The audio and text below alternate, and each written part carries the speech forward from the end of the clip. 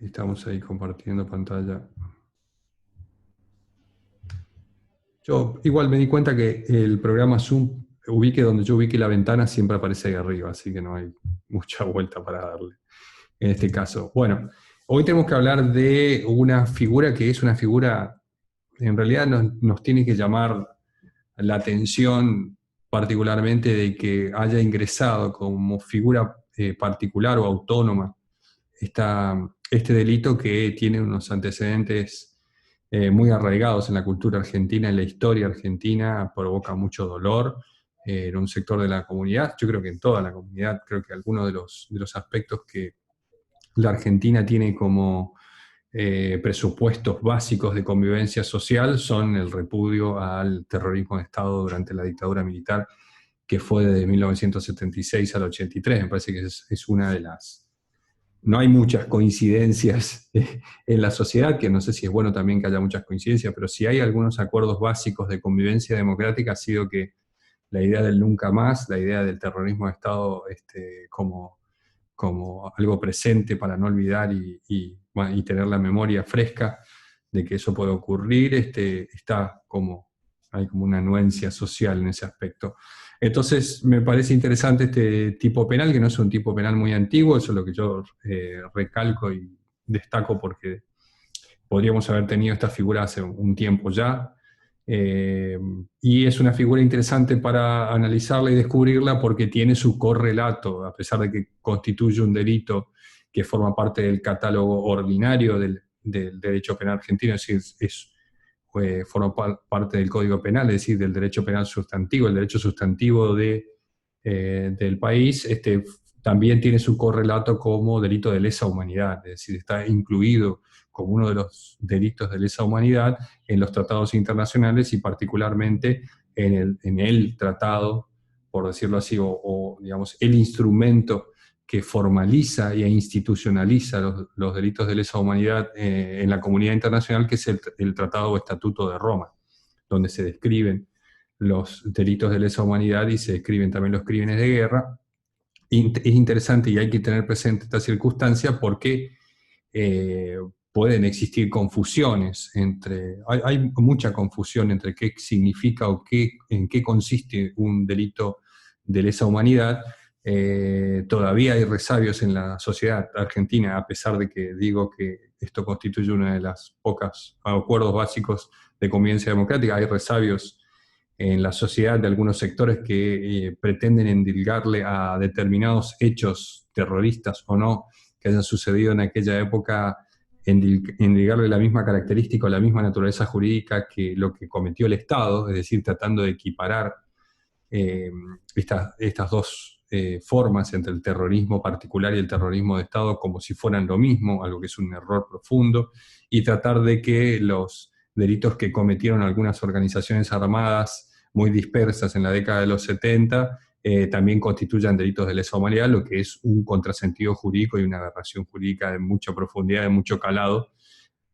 O sea, algún sector social lo pide más como una arenga política, pero totalmente alejado de lo que es la estructura, los antecedentes, la historiografía y sobre todo la construcción jurídica de los delitos de lesa humanidad. Jamás una acción de un grupo terrorista por el solo hecho de afectar muchas víctimas o por el solo hecho de alterar la paz social pueda constituir un delito de lesa humanidad. Para eso está el Estatuto de Roma, para eso está el Tratado de Roma, para distinguir perfectamente cuáles son los delitos de lesa humanidad y cuáles son los delitos comunes a los cuales deben juzgarse por las leyes comunes de los países, sobre todo por el hecho de que, pues, como ustedes habrán escuchado esto con un conocimiento muy superficial, uno puede saber, una de las características más importantes de los delitos de lesa humanidad es que son imprescriptibles, es decir, tienen jurisdicción universal, o sea, lo puede perseguir la Corte Penal Internacional, tiene jurisdicción universal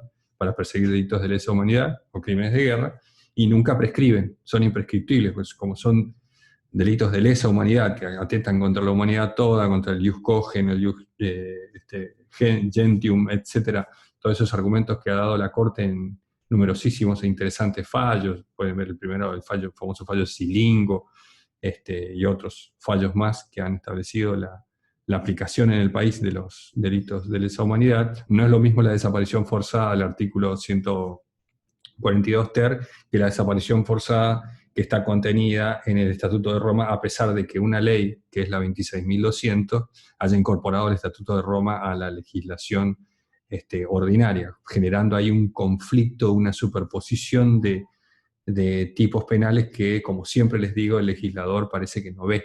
Cuando incorpora un tipo penal, mira con unas anteojeras ese tipo penal que le interesa incorporar por alguna circunstancia que tenga que ver seguramente con la coyuntura política del momento, y se olvida que digamos, hay ya toda una sistematicidad que hay que respetar y probablemente esté hiperlegislando un bien jurídico, o sea, hiperprotegiendo un bien jurídico, asignándole más de una conducta que protege el mismo bien jurídico, o repitiendo las conductas, como pasa varias veces. A veces no de manera explícita, como es en este caso, pero sí vimos nosotros el ejemplo de la reducción a servidumbre, que la servidumbre, el trabajo forzoso, el matrimonio servil y la esclavitud son elementos que están contenidos en el concepto de explotación, de la trata de personas, y hay una casi coincidencia en el evento, en el accionar del sujeto en esos dos tipos penales, que genera ahí un problema de sistematicidad que el legislador no vio.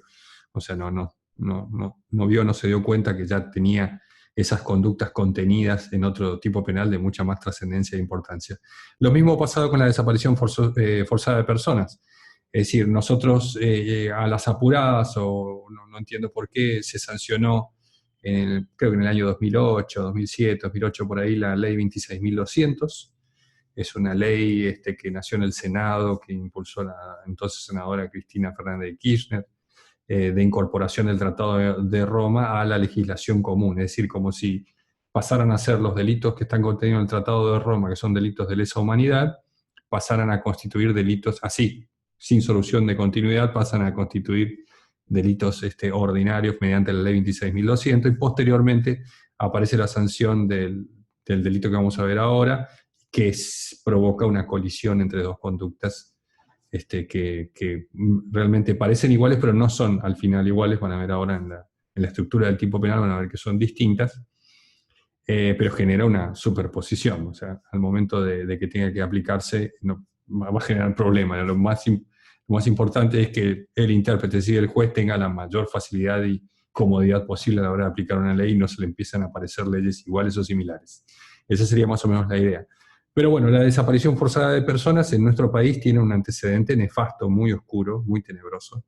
Ha sido uno de los mecanismos por los cuales el terrorismo de Estado en los años 70 y 80, en la última dictadura militar que comenzó en 1976, ha sido uno de los mecanismos más utilizados para infundir terror en la población, porque es un mecanismo de terror poblacional, cuando se utiliza como terrorismo de Estado en su faz de delito de lesa humanidad, y en su faz de delito ordinario también genera una profunda incertidumbre, un profundo estado de limbo o digamos, una situación de zozobra en la víctima, que no conoce el paradero. En realidad, los familiares de quien está desaparecido, la víctima es la persona desaparecida, pero sus familiares, quienes lo reclaman y lo buscan, generan un profundo sentimiento de terror y de zozobra, de incertidumbre, no saber cuál es el destino o el paradero de la víctima en este caso. La víctima es indudablemente la persona que está desaparecida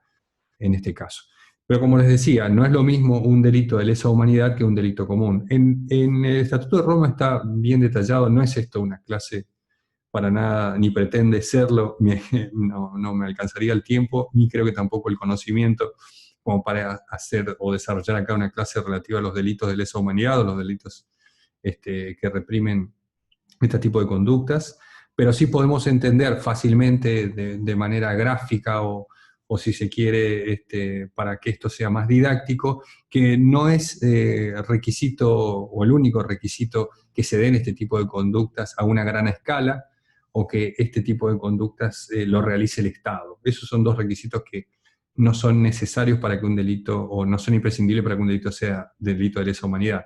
Que el Estado cometa una desaparición forzada de personas no lo transforma el delito en un delito de lesa humanidad. Que se realice a gran escala, tampoco. Que la cantidad de víctimas secuestradas tampoco, que lo haga el Estado tampoco transforma eso en delito de lesa humanidad. Hay un montón de elementos que en el Estatuto de Roma, si ustedes lo leen o tienen alguna oportunidad de leerlo, van a ver que hay como una parte, esto no es verdaderamente así, se lo digo para que ustedes lo entiendan, lo puedan comprender de manera fácil, de manera didáctica, hay como una parte que tiene que ver con los elementos, el elemento subjetivo de los delitos de lesa humanidad, para que se entienda así, no es verdaderamente así porque su estructura típica corresponde más a una idea del derecho más anglosajona, no tan romanista continental como nosotros, sino tiene una teoría, y ellos le llaman al elemento subjetivo mens rea, así se denomina, pero hay determinados elementos que exige el estatuto para que se den, entre ellos los podríamos resumir a todos los elementos en una palabra que se llama policy rule,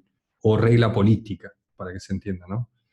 ¿Qué quiere decir esto? Que para que un delito como la desaparición forzada de personas constituya un delito de lesa humanidad, el Estado o un grupo que haya tomado intervención en el Estado o que controle un determinado territorio de un Estado, debe cometer este tipo de delitos dentro de la desaparición forzada como un plan sistemático, o sea, tiene que estar elaborado de esta manera, para que ustedes entiendan más claramente, debe constituir la desaparición forzada una política de Estado de terror, ¿no? Una política de Estado. O sea, no tiene que ser el fruto, la desaparición forzada de 3 o 4 locos de alguna fuerza de seguridad que se le ocurrió desaparecer a una persona o privarla de su libertad y no reconocer la privación de libertad, para ser más preciso, no reconocer la privación de libertad, que es el elemento central de la desaparición forzada.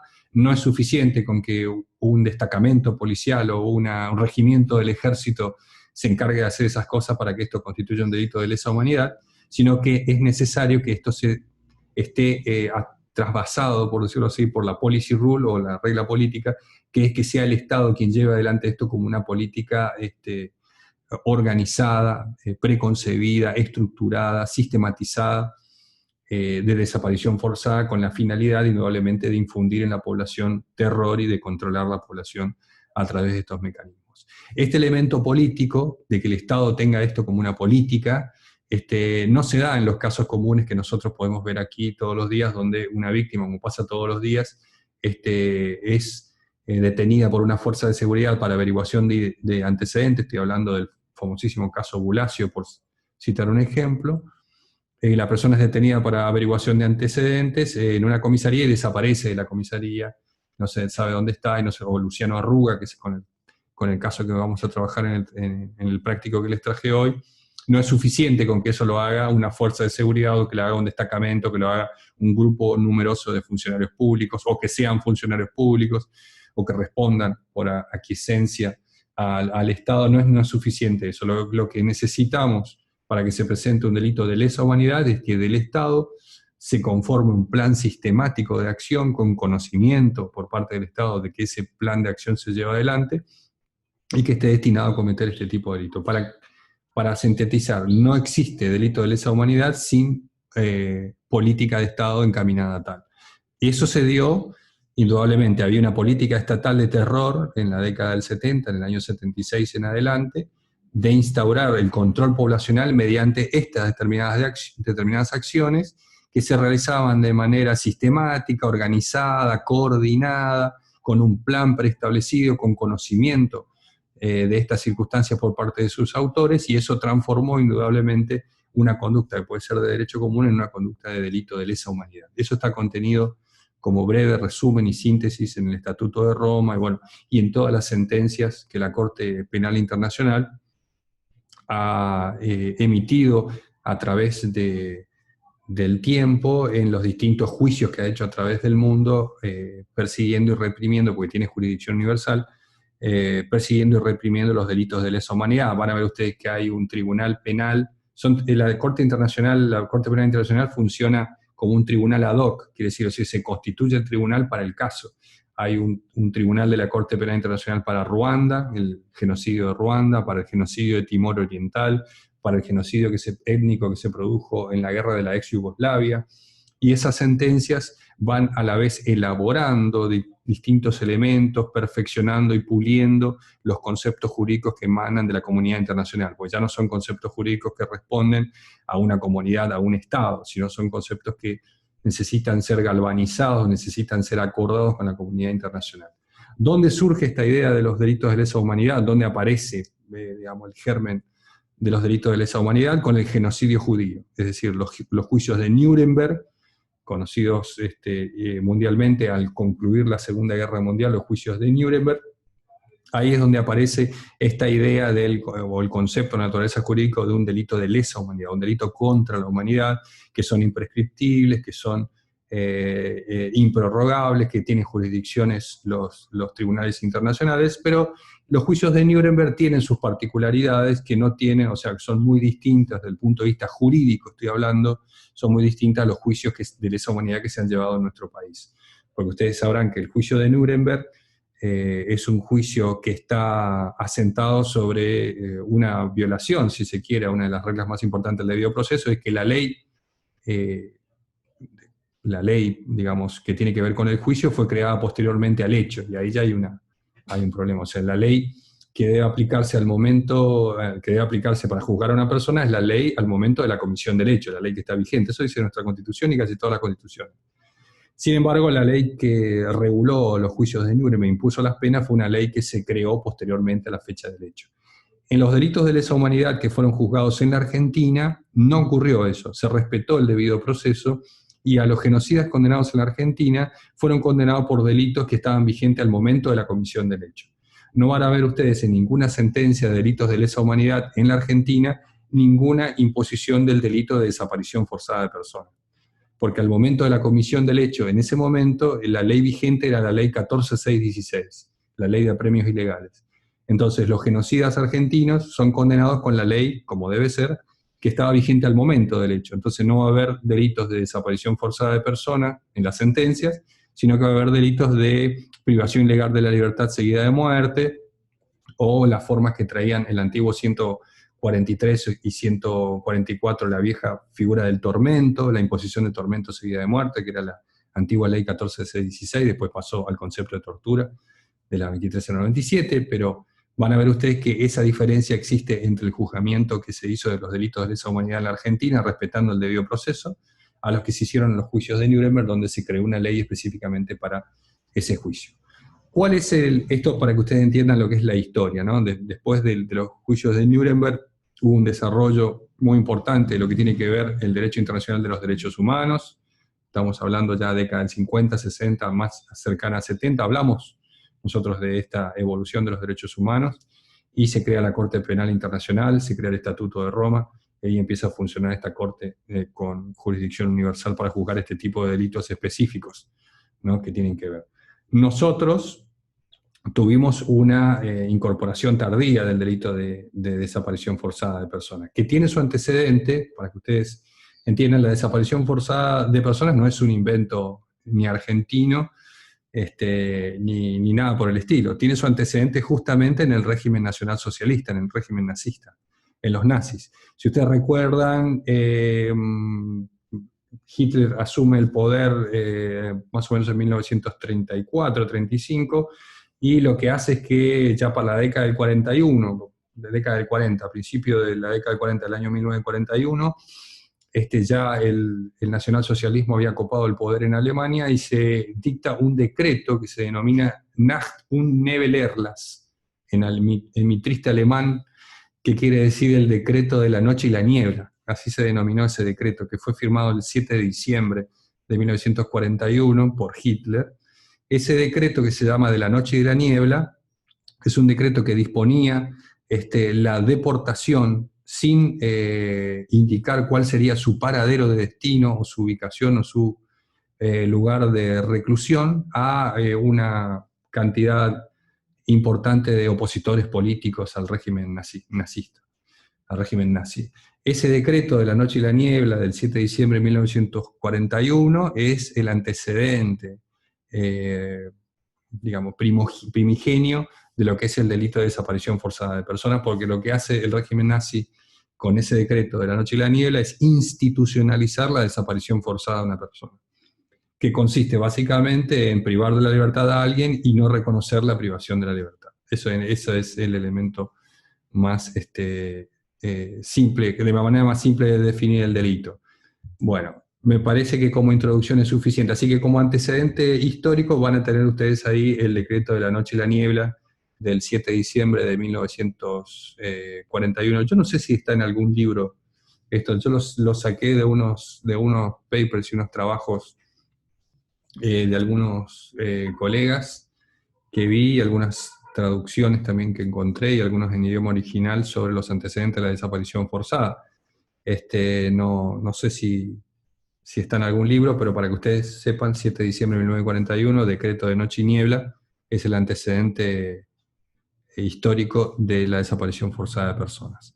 Acá yo traje como para, digamos, contextualizar más la desaparición forzada de personas, olvidarnos un poco de su condición de delito de lesa humanidad, porque tiene esa impronta muy fuerte, o sea, es muy difícil olvidarse que constituye uno de los delitos de lesa humanidad, como lo es la tortura, como lo es el genocidio, como son las agresiones sexuales, como son las deportaciones, etcétera, son delitos de lesa humanidad. Fíjense ustedes que el homicidio no es un delito de lesa humanidad, sí lo es el genocidio, que puede cometerse sin apelar al homicidio. O sea, hay toda una construcción jurídica, dogmática muy importante sobre los delitos de lesa humanidad. Excedería esta pequeña charla que yo me ponga a discurrir sobre esto, nos iríamos por las ramas y nos olvidaríamos de esto. Así que olvidándonos un poco de la impronta y digamos, el carácter de delito de lesa humanidad de la desaparición forzada, vamos a traerlo un poco más a lo que constituye el derecho interno argentino, pero sin olvidarnos que formó parte este delito de desaparición forzada de una de las épocas más oscuras o más tristes de la Argentina, que fue la última dictadura militar, que fue profundamente odiosa y asesina con un gran, una gran porción de la población. Así que bueno, les traje acá una frase que es de Nora Cortiñas, que es madre de Plaza de Mayo de la línea fundadora. Nora Cortiñas, ustedes la tienen que conocer, tiene muchas posiciones en los medios, casi siempre está presente. Ella dijo que la desaparición forzada es el crimen de crímenes porque viola todos los derechos de una persona, se la priva de todos sus derechos. Es imprescriptible y permanente y todos los días la persona sigue desaparecida. En esta frase que yo les traigo acá de Nora Cortiñas, que es una frase dicha por una persona que no tiene conocimientos jurídicos, sino que es una docente, digamos, creo que Nora Cortiñas es docente de profesión, o ama de casa, no recuerdo, porque las madres de Plaza de Mayo y las abuelas siempre fueron, o sea, tenían profesiones de esa época muy modestas. Ella en su frase, que no tiene ningún rigor jurídico, no tendría por qué tenerlo, digamos, tiene un profundo contenido histórico, moral. Yo pienso particularmente, y es mi opinión personal, que uno de los bastiones morales que tiene la Argentina son las madres y las abuelas de Plaza de Mayo, su lucha incansable por pedido de justicia, sin apelar jamás a la violencia, ni a la revancha, ni a la venganza, sino solamente pretendiendo que a los culpables de los delitos se los juzgue conforme a la ley. Una de las grandes impulsoras de que se aplique la ley que estaba vigente al momento del hecho fueron las organizaciones de derechos humanos, si no sería una especie o sea, permitirle hasta a los genocidas gozar de todas las garantías de la ley, que es uno de los elementos subjetivos que caracterizan la desaparición forzada, en su faz de delito de lesa humanidad, no en la faz de delito común, pues ya van a ver por qué. Pero en este concepto que expresó Nora Cortiñas, se pueden encontrar elementos jurídicos muy importantes, caracterizantes de la figura de desaparición forzada, que ella las ha expresado de manera, si se quiere, intuitiva, instintiva, intestinal, para decirlo de alguna manera, desde lo más profundo de su ser. Y ahí van a encontrar ustedes caracteres como que es imprescriptible en su fase de delito de lesa humanidad, y es un delito de carácter permanente, es una de las características más importantes. Es decir, ya lo hablamos a este elemento de los delitos de privación de la libertad, que es su carácter permanente, que se permanece consumándose mientras la persona siga desaparecida en este caso. Es un componente, es un elemento, un instituto jurídico que Nora Cortiñas lo incluye dentro de este concepto. En realidad es una declaración periodística de ella, que yo lo tomo como concepto. Y otro elemento también interesante es que se la priva de todos sus derechos, porque en la faz de la desaparición forzada, en su faz de delito de lesa humanidad, el elemento subjetivo que persigue el autor no es, la desaparición forzada, van a ver ahora que es un delito de acciones complejas, es decir, son acciones, tiene varias acciones, ¿no? De carácter alternativo complejo, es un tipo complejo desde el punto de vista de la acción, son varias acciones. Pero tiene un elemento, en la fase internacional, es decir, en la fase de delito de lesa humanidad, tiene un elemento subjetivo que la inclusión del tipo penal que vamos a ver ahora suprimió, no sé por qué, que es el elemento subjetivo de que la persona, en este caso puede ser un funcionario público en particular que trabaje bajo sus órdenes, consentimiento o aquiescencia, pero la intención, la plusintención, el elemento subjetivo es sustraerla de todas las garantías que le otorga la ley. La persona es desaparecida, se niega la privación de la libertad, no se da a conocer su paradero con la intención de sustraerla de las garantías que la ley le otorga para su juzgamiento, porque justamente la mecánica de la dictadura en la mayoría de los casos consistía en apresar a la persona, o sea, sustraerla, retenerla, ocultarla, la conducta que ustedes quieran que consista en la privación de una libertad, y no someterla a un juzgamiento, que pudiera haber sido un juzgamiento por una junta militar, sino matarla y hacerla desaparecer para que no tenga posibilidad de, por lo menos, alguna forma de defensa. Es decir, la sustracción de las garantías legales es el elemento que persigue el sujeto, porque ¿cuál es una de las garantías legales más importantes que pretende suprimir el autor cuando desaparece forzosamente una persona? La garantía del habeas corpus.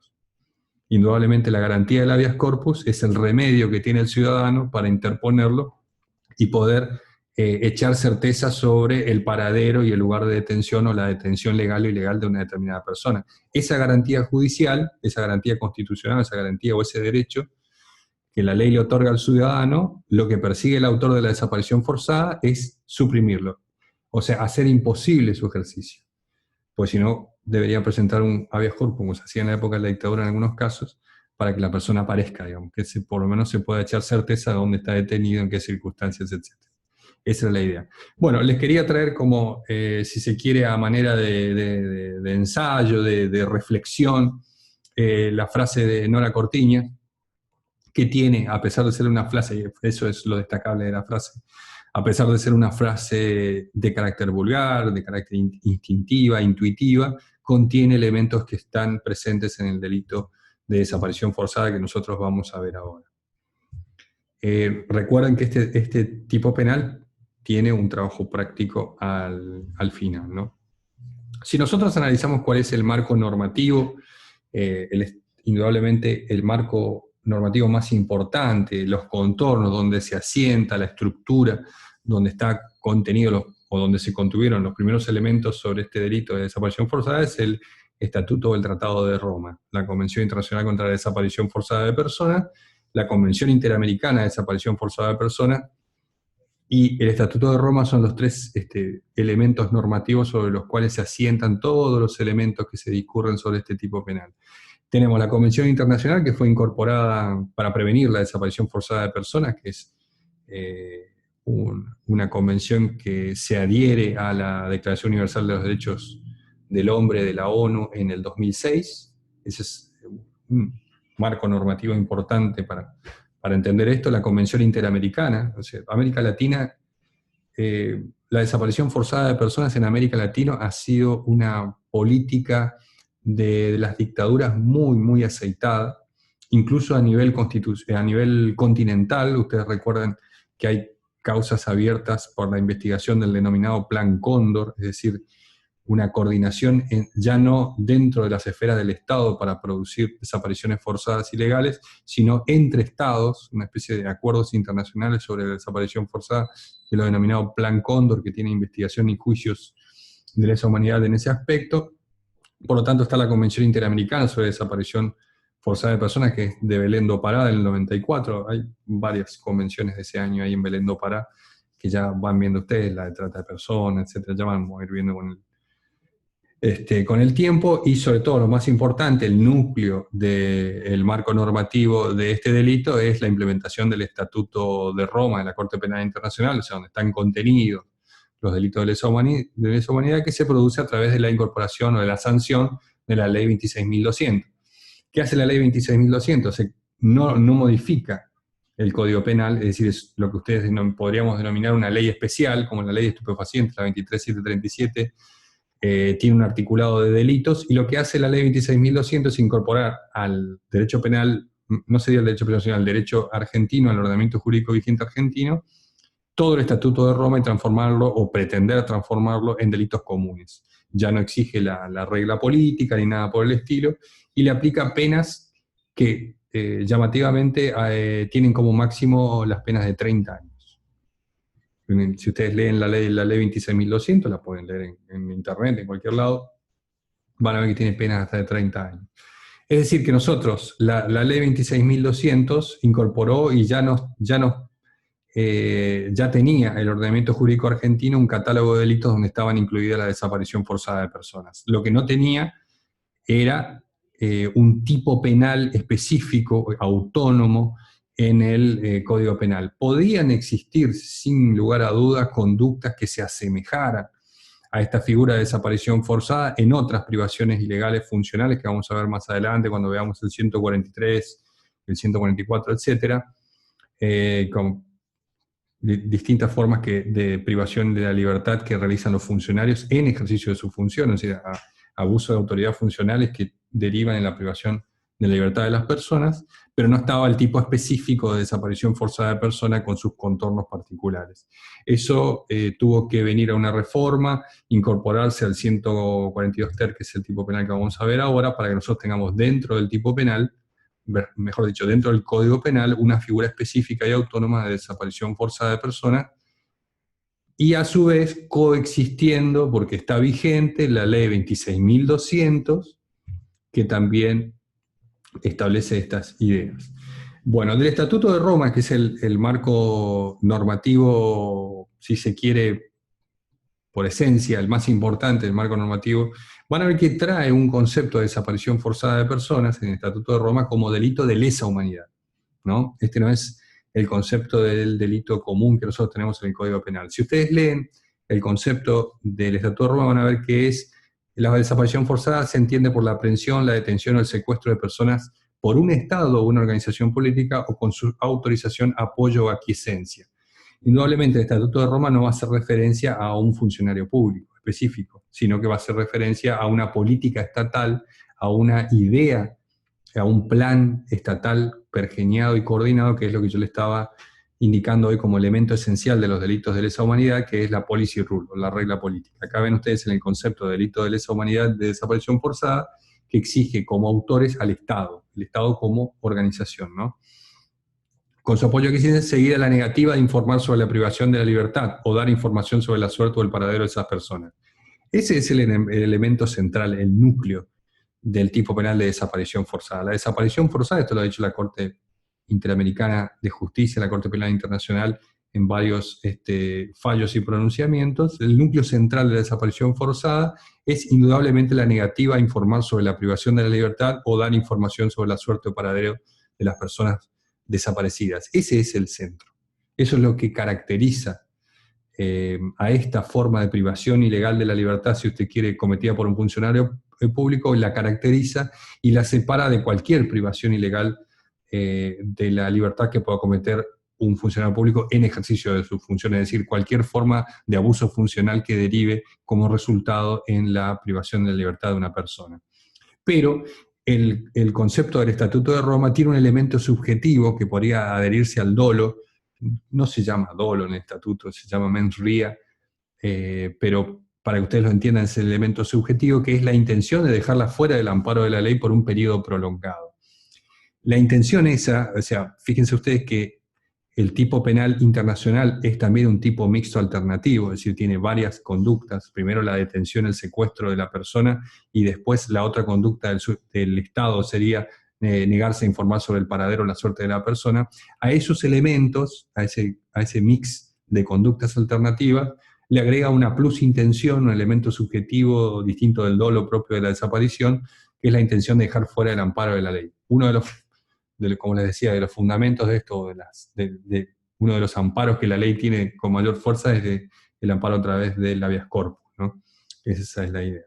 Esa es la estructura, para que ustedes entiendan, sería como sujetos los estados o las organizaciones políticas, en este caso, eh, como sujetos activos. La conducta tiene que ver con la aprehensión, detención o secuestro de una persona. La negativa, que es la otra acción.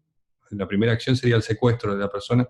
La segunda acción que compone este mix alternativo de conducta sería la negativa a informar sobre la privación de libertad o dar información sobre la suerte, y un elemento subjetivo que está en la conducta como delito de lesa humanidad, que es dejarla fuera de del amparo de la ley por un tiempo prolongado. Este es el elemento subjetivo característico de la figura de desaparición forzada de personas en el plano internacional como delito de lesa humanidad. Este elemento subjetivo característico que particulariza a este tipo internacional o delito de lesa humanidad no está presente en el tipo penal común o ordinario que está en el Código Penal, porque van a ver ustedes que la incorporación del Estatuto de Roma se hizo de manera textual solo a través de la ley 26.200. Es decir, que como derecho interno o derecho ordinario tenemos dos desapariciones de personas. Una que es similar al Estatuto de Roma, que es el que incorpora la ley 26.200, y otro concepto que es este, que se desprende del artículo 142 ter del Código Penal, que es el tipo autónomo de desaparición forzada de personas de derecho común, para que usted lo vea. Que tiene una pena bastante alta, hasta 25 años, inhabilitación para cualquier función pública y tarea de seguridad privada al funcionario público. En realidad es un tipo especial, para que ustedes lo entiendan. Lo puede cometer una persona o un miembro de un grupo de personas. Pero ese miembro del grupo de personas, van a ver ustedes que en la doctrina discuten, algunos autores entienden que el delito de desaparición forzada es un delito de sujeto indiferenciado, de sujeto común. No exige ninguna especialidad, porque dice funcionario público o persona o miembro del grupo de personas.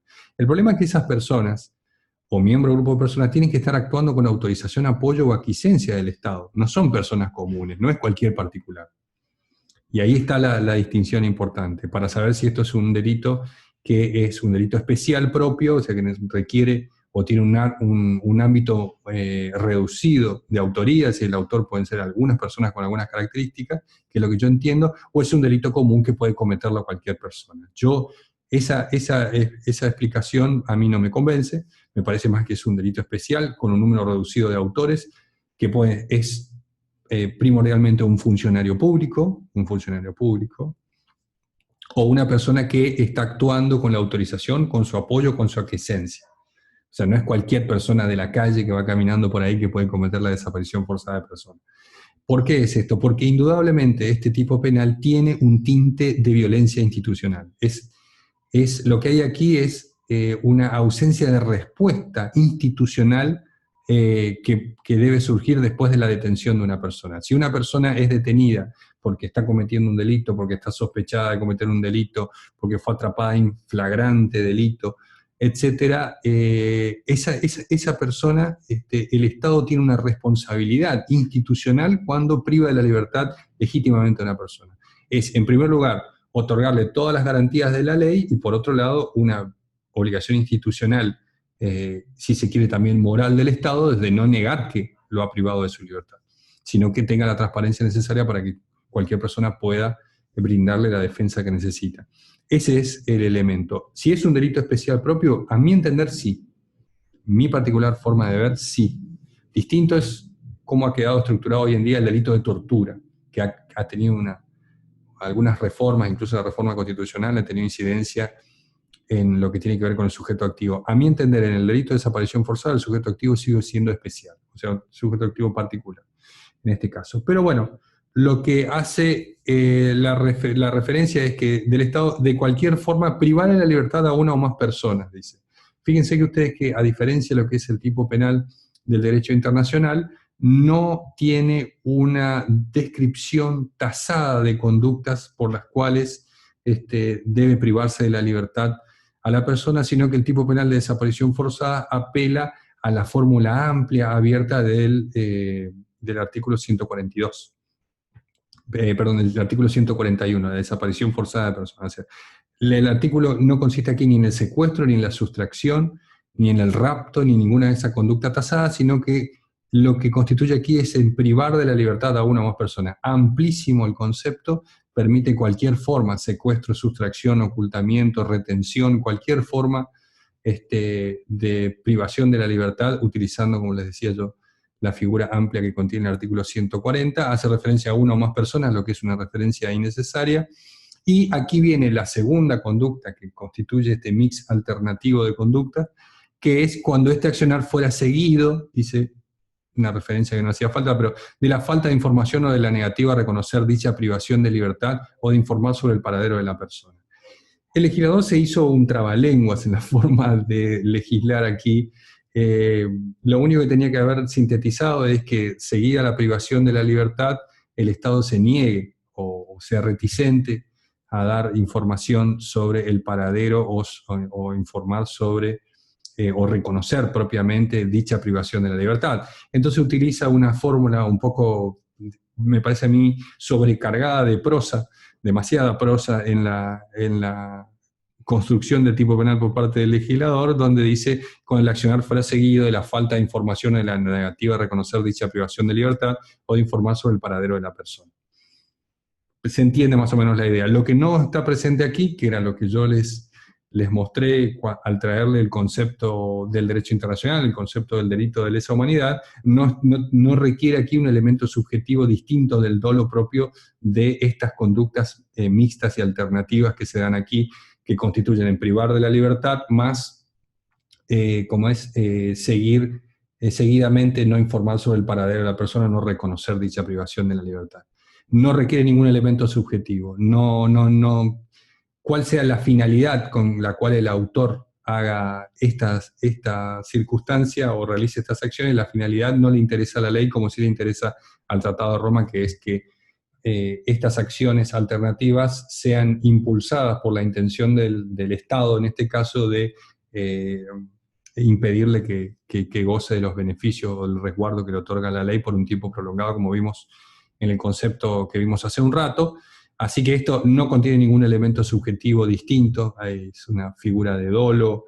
En este caso, para mí, no me atrevo a decir que exige un dolo común, sino un dolo directo, ¿no? Porque al ser conductas mixtas alternativas, eh, la idea de abstraerse o de negarse a dar información sobre una privación de la libertad con la obligación institucional que tiene un funcionario público, no puede acometerse eso con dolo eventual, digamos, ¿no? Si, o sea, por regla general, los delitos que son de conductas mixtas alternativas suelen tener como desarrollo subjetivo el dolo directo, pero para aquí se evidencia mucho más a través de la obligación institucional que el funcionario tiene de, indudablemente, la ley le obliga inmediatamente de privar la libertad y ponerlo a disposición de un juez. En primer momento, ¿no? Eso establecen las reglas procesales para el caso de la detención de personas.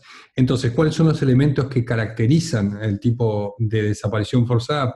Primordialmente y particularmente, el elemento característico, detallante de este delito es la falta de información sobre el paradero de la víctima o negarse a dar información sobre el paradero de la víctima. O sea, en realidad, esa negativa, por ahí no está contenida en el globo del gráfico porque no entra, pero son dos elementos. Es uno, no reconocer la privación de la libertad es uno, y negarse de dar información sobre el paradero de la víctima también es otra de las conductas que componen esa segunda. O sea, son conductas complejas, ¿no? Que no se agotan en una sola acción, o que son alternativas en este caso. Y esta es la otra negativa, a reconocer la privación de la libertad. Por eso le decía yo que esto hay que entenderlo como elementos constitutivos de esta figura, que es una figura indudablemente compleja, ¿no? Y este elemento subjetivo que no está contenido en el tipo penal, sustrae a la víctima a la protección de la ley, sí está contenido en el concepto de derecho internacional, que fue un elemento subjetivo que la ley 26.679, que es la de la incorporación de la ley, van a ver ustedes que la ley 26.200, la ley 26.200 que incorporó el Tratado del Estatuto de Roma al derecho ordinario argentino, es una ley anterior a la 26.679. Por lo tanto, vino el tipo penal específico o autónomo de desaparición forzada, vino después de que ya se hubiera instaurado a través de la incorporación del tratado al derecho penal vigente, o al derecho ordinario Así que este elemento subjetivo, está bien claro ahí en el gráfico, fue suprimido por la ley 26.679, y indudablemente nuestra figura de desaparición forzada de personas es una figura que tiene, indudablemente, no se puede negar esto, tiene tintes o trae una impronta relativa a las situaciones históricas que ha vivido la Argentina en referencia a este delito. Porque si nosotros perdiéramos la oportunidad histórica de poner un componente autóctono, nacional, que tenga que ver con nuestra historia reciente, con una historia que ha generado mucho sufrimiento en el tipo penal, y bueno, estaríamos como haciendo una especie de tipo penal molde que sirve para cualquier situación, olvidándonos de la realidad vívida de nuestra sociedad. Por eso es indudable que esto el legislador lo ha tenido en cuenta, el legislador ha tenido muy presente qué ha sido la desaparición forzada de personas en nuestro país, y en las agravantes ustedes pueden encontrar ahí una impronta interesante, que es que la pena será de prisión perpetua si resulta de la muerte de la víctima, o si la víctima fuera una mujer embarazada. Esto tiene muchísimo que ver con el plan sistemático de robo de niños que utilizó como mecanismo de terror la dictadura militar, que nosotros ya la vimos en la figura de supresión o suposición de la identidad de un menor de 10 años, hablamos un poco sobre esto, la idea de se producía, o es una combinación de dos delitos de lesa humanidad, la desaparición forzada y la violación de la identidad, pero en este caso se darían de esa manera, o sea, eso constituía el plan sistemático de la dictadura militar, consistía indudablemente en la desaparición forzada de una mujer, en este caso que estaba embarazada, no suprimir la vida, o sea, no cometer el homicidio inmediatamente, sino permitir que nazca la criatura de la persona desaparecida, en cautiverio nacía, y esa criatura era cambiada su identidad y era entregada a padres sustitutos. Esa circunstancia, verán ustedes los casos jurisprudenciales como la sentencia ESMA, o la sentencia La Perla, o la sentencia La Mansión Seré, cualquiera de esos fallos de la Corte Suprema que tienen referencia a los delitos de lesa humanidad en nuestro país van a contener esta circunstancia, la circunstancia de una persona que ha sido víctima de desaparición forzada y que estaba embarazada, una mujer en este caso, y que tuvo su hijo en cautiverio y el hijo fue apropiado. Esa circunstancia está contenida acá, porque van a ver ustedes que es una persona menor de 18 años y una persona mayor de 70 años, es la agravante común que tienen todos los delitos de privación de la libertad, eso ya lo explicamos un montón de veces, hace referencia a 3 estados fundamentales, la preñez, la minoridad y la senectud, eso ya lo expliqué en algún video anterior, y la misma pena se impondrá cuando la víctima sea una persona nacida durante la desaparición forzada de su madre. Y ahí está lo que yo le digo, la impronta necesaria, indudablemente, el conducto a tierra, el cable que nos relacione con nuestra historia reciente, con nuestra historia de terror y de angustia que nos provocó la dictadura militar. Por lo tanto, la misma pena perpetua va a tener cuando la víctima sea una persona nacida durante la desaparición. O sea, digamos, esa circunstancia que fue muy común durante cuando estuvo la dictadura militar, también compone la figura penal. Es decir, que pareciera ser que el fruto de la concepción, también la ley lo asimila a víctima de desaparición forzada. Es decir, tanto es una víctima para la ley de desaparición forzada la madre embarazada, como el hijo que nace también constituye una desaparición forzada para la madre y para el hijo. Y la escala penal prevista en el presente podrá reducirse de un tercio máximo en la mitad del mínimo respecto a autores y partícipes que liberen con vida a la víctima o proporcionen información que permita su efectiva aparición con vida.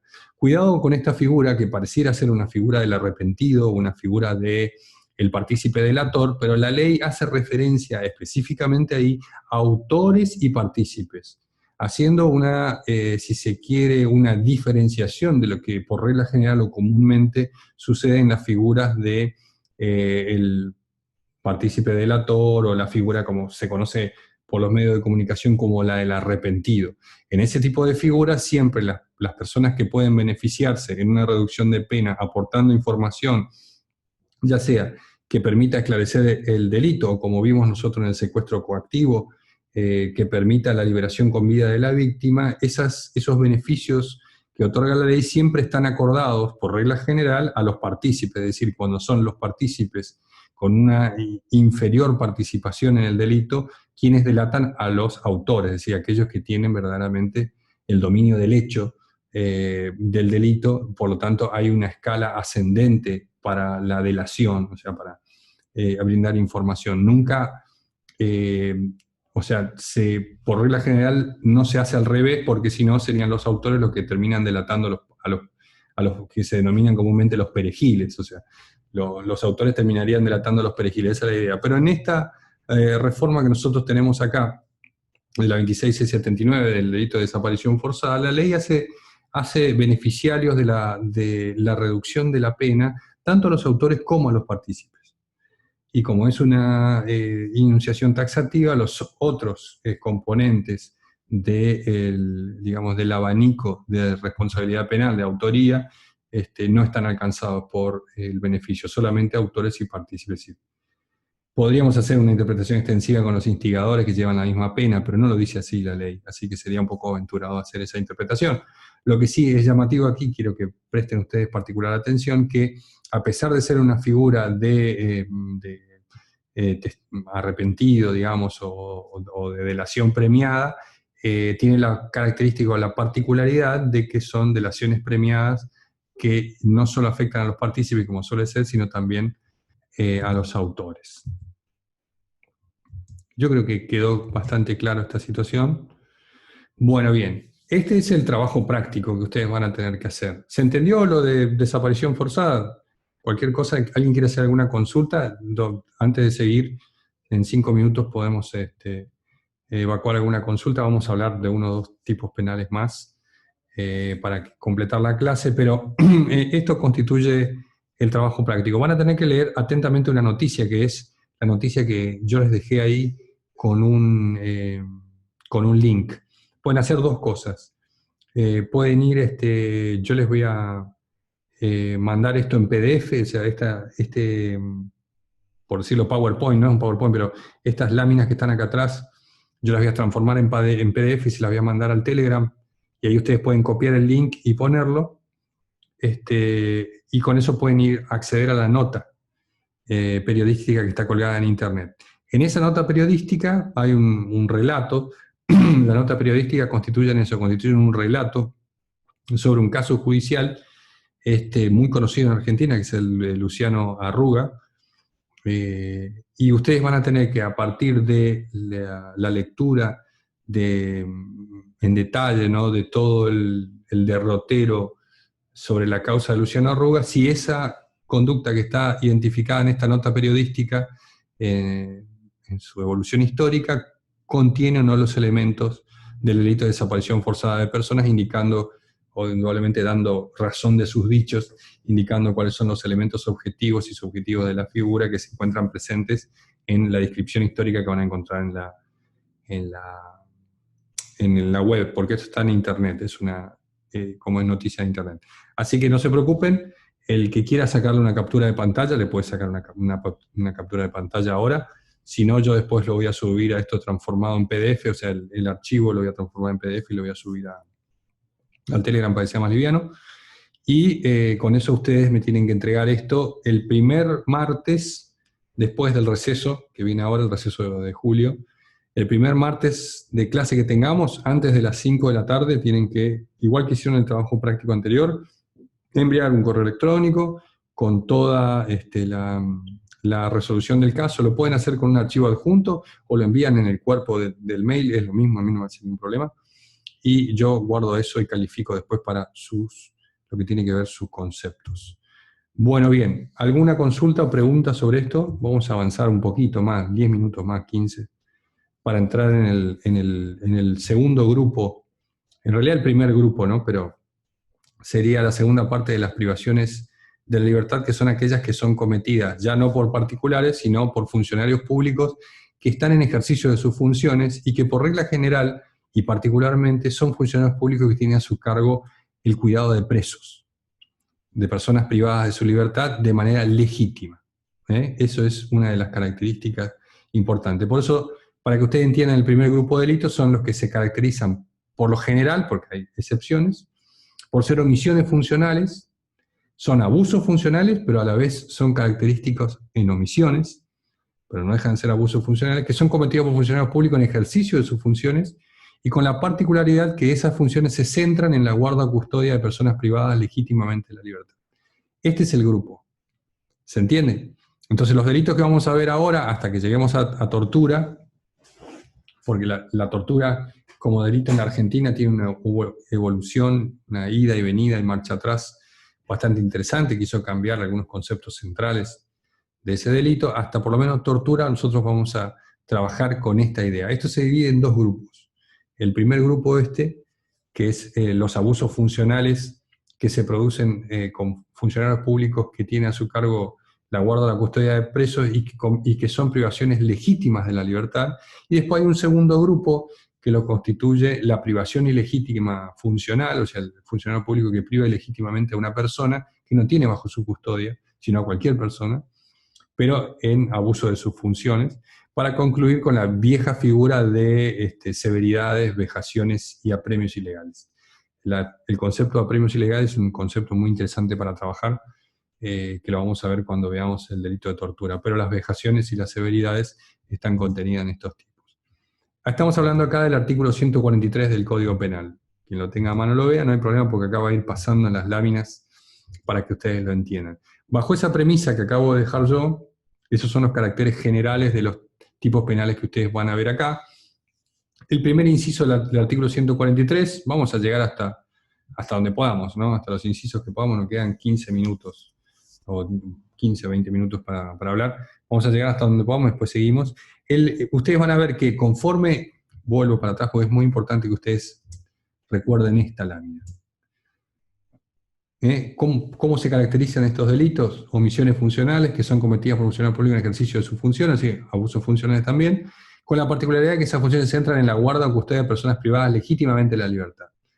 Con esos elementos que están destinados ahí, ustedes pueden analizar tranquilamente en este grupo de delitos lo que es el artículo 143. En el inciso primero del artículo 143, van a ver ustedes que se encuentra la retención ilegal del detenido o preso. Retención ilegal del detenido o preso. El delito consiste en un funcionario público que retiene a un detenido preso cuya soltura haya debido decretar o ejecutar. Habla de un funcionario público como sujeto activo del tipo penal, pero en realidad está hablando de dos funcionarios públicos. O sea, dice el funcionario público, pero se bifurca la acción en dos funciones particulares que pueden tener los funcionarios públicos que tienen a su cargo presos o personas privadas legítimamente de su libertad, como decía la primera lámina. Hay funcionarios que decretan las privaciones legales de la libertad, hay funcionarios que ejecutan las privaciones legales de la libertad, las privaciones, una detención, una orden de prisión preventiva, funcionarios que decretan, funcionarios que ejecutan las órdenes de detención, como hay funcionarios que decretan las solturas y funcionarios que ejecutan las solturas. Es decir que, por más que la ley haga referencia al funcionario, en realidad estamos hablando de dos funciones distintas, el que decreta y el que ejecuta.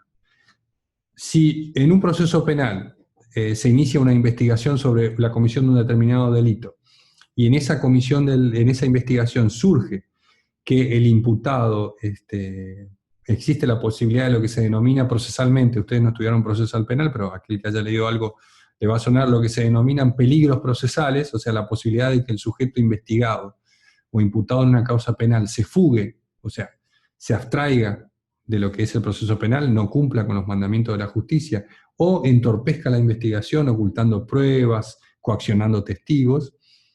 El juez está autorizado a privar de la libertad a la persona mediante el instituto de la prisión preventiva, que es un instituto procesal, una medida cautelar, restrictiva, de carácter extraordinario, que se aplica en el caso de que se produzcan o se evidencien objetivamente, esto es en teoría, ¿no?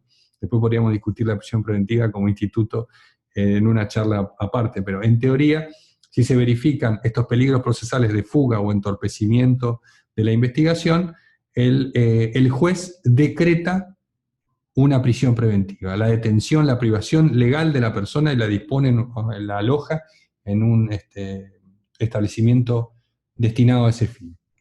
Ahora, el juez en la oficina, para que se entienda, no es quien va y agarra a la persona, le pone las esposas, se lo lleva y lo deja en la celda, le cierra con llave y vuelve. Eso corresponde a la funcionalidad, a una funcionalidad distinta dentro del aparato estatal.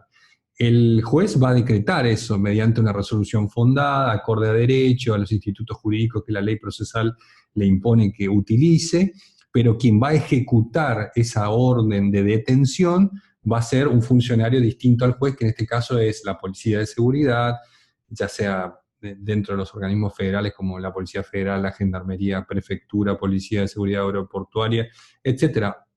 Fuerza de Seguridad con capacidad de ejecutar una orden de detención. Ese funcionario va a ser quien va a ejecutar la orden que dicta o decreta el otro funcionario, que es el juez. Lo mismo sucede con la soltura. Cuando una persona, ya sea que, supongamos, se le ha decretado una falta de mérito, que es otro instituto procesal que no constituye un sobreseimiento, pero es una medida que autoriza inmediatamente la puesta en libertad de una persona que está detenida con prisión preventiva porque está investigado en un proceso penal, o decreta el sobreseimiento. Quien decreta el sobreseimiento, que es la medida jurídica que otorga la libertad a la persona, le hace recuperar su derecho a la libertad ambulatoria, lo decreta el juez. Pero ¿quién ejecuta eso? ¿Quién le va a abrir la puerta para que se entienda al detenido? Va a ser un funcionario distinto al juez. Por eso, por más que diga funcionario la ley, está haciendo referencia a dos funciones distintas. Ambos son funcionarios, pero uno decreta, el juez, y el otro ejecuta, el policía de seguridad o el miembro del servicio penitenciario o de policía de seguridad federal. Entonces, como dijimos en la primera lámina, esto es una omisión funcional que recae sobre funcionarios públicos que tienen la particularidad de tener a su cargo personas legalmente privadas de la libertad. Y este es el caso. El funcionario que debió decretar una soltura no la decreta, omisión funcional, o sea, no decreta la soltura cuando las leyes procesales le imponen que debe decretarla. Van a ver ustedes, por ejemplo, en el caso de que se dicte un sobreseimiento o una absolución en un juicio oral, y comete este delito por omisión funcional el funcionario que, teniendo la orden de soltura, la debe ejecutar y no la ejecuta. Es decir, constituyen indudablemente omisiones funcionales, pero que a pesar de que la ley, con esto le quiero aclarar bien, que la ley hace referencia a un funcionario público, en realidad son dos funcionarios, o dos funciones. Son ambos funcionarios públicos, pero constituyen, tienen que ver con dos funciones. La materialidad del delito consiste en retener. ¿Por qué? Porque la omisión, en realidad, omisión implica que no se ejecute la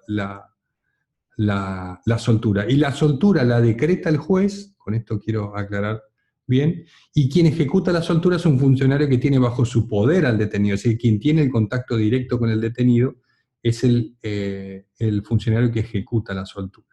Y es un delito de omisión impropia y de carácter permanente como elemento característico a todos los delitos. ¿Se entendió esto? Cualquier consulta me hacen. Cuando hablamos de un funcionario que deba decretar o ejecutar una soltura, estamos hablando, por más que la ley haga referencia a un funcionario, pero estamos hablando de dos funciones distintas. Vamos a ver un inciso más, que es la prolongación indebida de la detención. Aquí el funcionario prolonga indebidamente la detención de una persona sin ponerla a disposición del juez competente. Esto es la materialización, si se quiere, o la protección de todas las garantías constitucionales contra el arresto sin orden que tenemos nosotros en el artículo 18 de la Constitución Nacional. Es decir, un funcionario puede detener a una persona sin una orden, lo puede hacer, pero la obligación jurídica que tiene el funcionario, conforme a las normas procesales, es de ponerlo en presencia de un juez, es decir, someterlo a la jurisdicción, porque es la jurisdicción la que va a decidir sobre la culpabilidad o no del sujeto, no sobre la culpabilidad y la inocencia, porque el sujeto se presume inocente, pero sí va a decidir la jurisdicción, es decir, el juez, si hay grado suficiente de culpabilidad para procesarlo o certeza para condenarlo, pero es la jurisdicción la que va a hacer. La obligación que tiene el funcionario que detiene a una persona, por la circunstancia que sea, es la de ponerla a disposición del juez competente. Y ese plazo, que es el núcleo de la omisión funcional que realiza la persona que prolonga indebidamente la detención, está establecido por las leyes procesales, o sea, cada uno de los códigos procesales establece el plazo que debe transcurrir entre que el funcionario que detuvo a la persona tiene que ponerla inmediatamente, tiene que ponerla en presencia del juez. Eso varía, depende de los códigos procesales. El viejo Código Procesal Penal de la Nación establecía 6 horas, entre tantos otros, pero me parece destacable el Código Procesal Penal de Corrientes, que ya está siendo reformado, o sea, se sancionó un Código Procesal nuevo. En Corrientes, verdaderamente, les digo sinceramente, no sé si trae la misma fórmula, pero el Código Procesal Penal clásico, mixto de Corrientes, tenía una fórmula muy interesante, o tiene todavía una fórmula muy interesante, que es que la persona que detiene el funcionario policial que detiene a un sujeto no tiene lapso, en realidad es un no plazo, porque dice el Código Procesal Penal de Corrientes debe inmediatamente ponerlo a disposición del juez, es decir, no le da plazo. En realidad lo que establece el Código Procesal Penal de Corrientes, obra del profesor Vélez Mariconde, en realidad es una especie de plazo que no existe, un no plazo.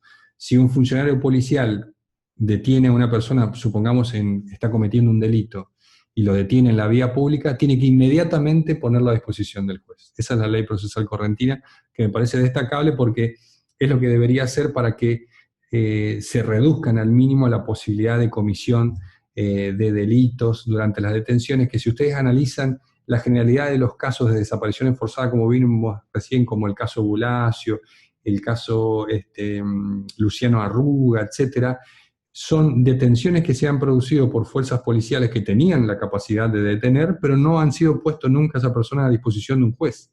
O sea, se han perdido, han desaparecido dentro de la comisaría. Eso es lo que ha pasado en los casos estos que nosotros estuvimos detallando en la desaparición forzada, o el caso que está para el trabajo práctico sobre Luciano Arruga. Entonces, el Código Procesal de Corrientes me parece que tiene una fórmula que debería imitarse y mantenerse, ojalá que haya sido así, de que en realidad no le brinda ningún plazo al funcionario. El funcionario detiene a una persona e inmediatamente tiene que estar esa persona a disposición del juez, y sobre todo gozar de todas las garantías que le otorga la Constitución a las personas que son privadas legalmente de la libertad y que pueden ser sometidas a un proceso penal en este caso. Pero lo que hace el autor en este caso es una omisión, o sea, omitiendo el plazo que le establecen las normas procesales, prolonga indebidamente, es decir, más allá de lo que la ley le otorga, prolonga indebidamente la detención del sujeto sin ponerlo a disposición del juez. Es una violación de la garantía a la jurisdicción, que está contenida también en el artículo 18 en las convenciones internacionales, el derecho a todo ciudadano a estar en presencia de un juez, todo ciudadano sospechado de un delito, a estar en presencia de un juez de manera inmediata. Eso lo contiene la Convención Interamericana de Derechos Humanos también. Entonces esto se compone de una detención legal, es decir, el funcionario público que priva de la libertad a la persona lo hace de manera legítima, tiene capacidad funcional para hacerlo, pero no cumple con la normativa procesal del plazo que le impone para ponerlo a disposición del juez, lo que deviene en la prolongación indebida de la detención, sin estar a disposición de un juez competente. Es un delito de comisión por omisión, no poner a la persona a disposición del juez, esa sería la omisión, pero la conducta está identificada como prolongar indebidamente la detención. ¿Quiénes disponen los límites temporales para la detención? Para la detención antes de someter a la persona a la jurisdicción, o es decir, ponerla frente a un juez competente.